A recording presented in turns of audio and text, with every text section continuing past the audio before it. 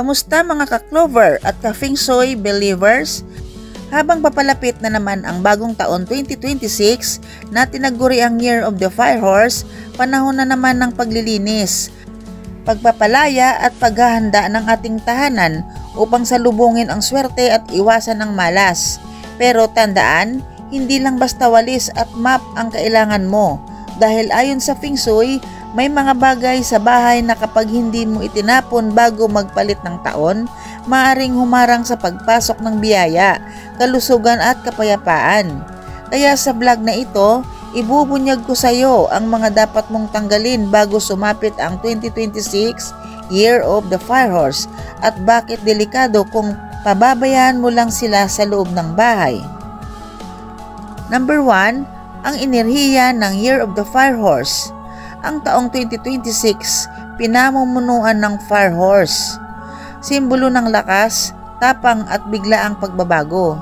Sa ilalim ng elementong apoy, inaasahan ang matinding enerhiya, mabilis, pabago-bago at minsan mapanira kapag hindi nakontrol. Kaya't ang unang hakbang upang mapanatiling balanse ang enerhiya ng taon ay ang pagtanggal ng mga negatibong bagay sa bahay. Tandaan, ang bahay mo ay parang katawan mo. Kapag puno ng kalat, sira o lumang gamit, doon nagsisimulang mamuo ang malas, stress at sakit. Mga bagay na dapat itapon ayon sa Feng Shui. Una, basag na gamit at sirang dekorasyon. Ang basag na plato, baso o figurine ay sumisimbolo ng sirang kapalaran at relasyon. Kung may ganitong gamit ka pa, itapon mo na agad. Huwag mo nang panghinayangan, kahit pa may sentimental value pa ito sa iyo. Maraming nakakaranas ng sunod-sunod na problema dahil sa mga ganitong bagay at hindi nila alam na sa bahay lang pala ang sumpa. Pangalawa, lumang damit na hindi na ginagamit. Ang mga damit na nakatambak ay sumisipsip ng stagnant energy. Kung di mo na nasusuot ng mahigit isang taon, ibig sabihin, hindi mo na rin kailangan. Ang paghawak sa luma ay pumipigil sa pagpasok ng bagong biyaya, oportunidad at pag-ibig. Mag-donate o itapon ang mga hindi na kailangan. Pangtatlo, kalat at lumang papeles. Mga lumang resibo, bayarin at sobre, simbolo ng utang na hindi matapos. Ang mga ito ay nag-aanyaya ng bigat sa pera at kabuhayan. Tip ko po sa inyo, bago mag-New Year, sunugin o tabunan ng asin ang mga lumang papeles habang nagdarasal.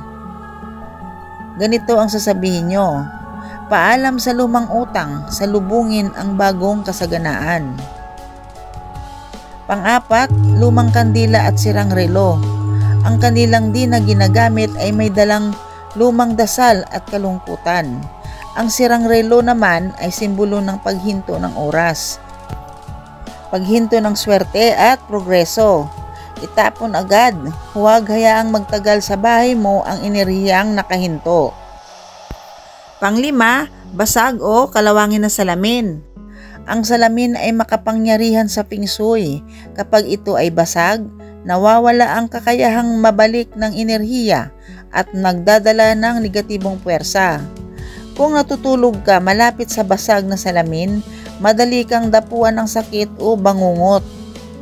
Bago mag 2026, siguraduhing malinis at buo ang lahat ng salamin. Pang-anim, sirang upuan, kama o mesa. Ang mga sirang kasangkapan ay sumisimbolo ng unstable energy sa pamilya. Kapag sirang kama, alitan sa mag-asawa. Kapag sirang mesa naman, problema sa kabuhayan. Kung hindi kayang ipaayos, itapon mo na. Pangpito, anumang may dumi o bakas ng peste. Ang mga peste gaya ng ipis at daga ay messengers of misfortune. Kapag may pinagtaguan pa sila sa bahay mo, lumang kahon, bote, basahan, itapon mo na agad. Tip ko po sa inyo, maglagay ng asin sa mga sulok ng bahay at magpausok ng dahon ng laurel o kamangyan para sa cleansing ritual.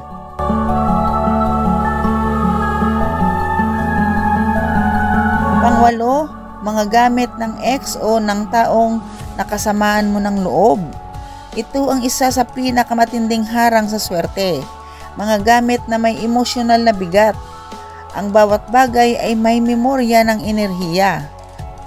Kung itinatago mo pa ang regalo ng taong nanakit sa'yo, para mo ring pinananatili ang sakit.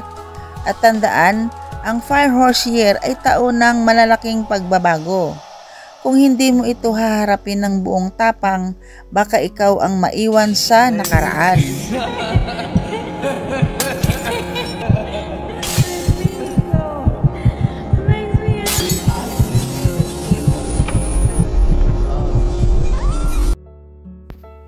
Bakit kailangan itapon dahil taon ng Fire Horse?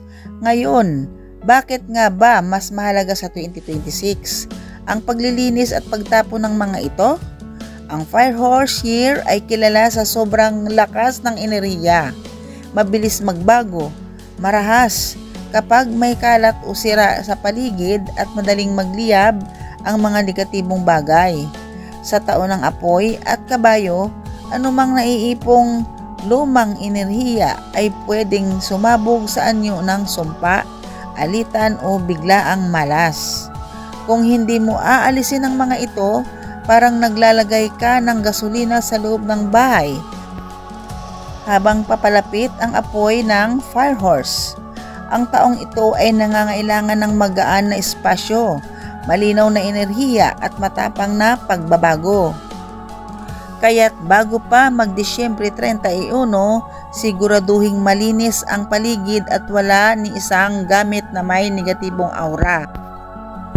Ritual ng paglilinis at pagtataboy ng negatibong enerhiya. Number 1, magwali sa loob, palabas ng bahay, simbolo ng pagtanggal ng luma at pagpasok ng bago. Number 2, magwisik ng asin sa bawat sulok, panlaban sa malas at masasamang espiritu. At ang pang-3, sindihan ng kandilang puti at magdasal. Ganito ang dasalin mo. Sa pagpasok ng bagong taon, linisin mo ang aking tahanan at buhay. Alisin ang bigat, ibalik ang liwanag. Pang-4, isabit ang dahon ng laurel o pulang sobre sa pinto, pang-akit ng swerte at kayamanan. Alam niyo po ba mga ka-Clover, maliit pa lang kami ng mga kapatid ko ay ipinamulat na sa amin ng aming mga magulang na dapat maglinis ng mga gamit at bahay bago pumasok ang Pasko o Noche Buena, lalo na bago mag-New Year, dahil ang pamahiin at kasabihan ay nagmula pa iyan sa ating mga ninuno noong araw, gayon din ang Feng Shui. Kaya't hindi lang sa mga pamahiin na iyan ay talaga namang naranasan namin ng pamilya ko ang hindi magandang mga pangyayari noong araw nang kami ay hindi sumusunod sa utos ng magulang. Kaya takot po ako at dala na magmatigas. Dahil totoo po ang kasabihan, kahulugan, pamahiin at Feng Shui. Kaya habang sumasapit ang 2026 Year of the Fire Horse, tandaan mo, hindi lang material na gamit ang nililinis, kundi pati puso at isipan. Ang tunay na swerte ay pumapasok lamang sa tahanang marunong magbitiw sa luma at negatibo. Kung nagustuhan mo ang video na ito, don't forget to like, comment, and subscribe para sa iba pang Feng Shui tips, spiritual cleansing rituals, at gabay sa swerte at kalusugan. At tandaan, ang swerte ay sa taong handang magbago at maglinis ng puso at tahanan.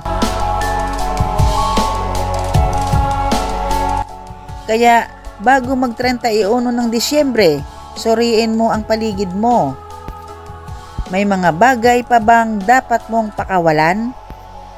Dahil baka hindi malas ang dumadalaw, baka ikaw na mismo ang kumakapit sa malas. Hanggang sa muli, happy cleansing at mapagpalang Fire Horse Year sa inyong lahat.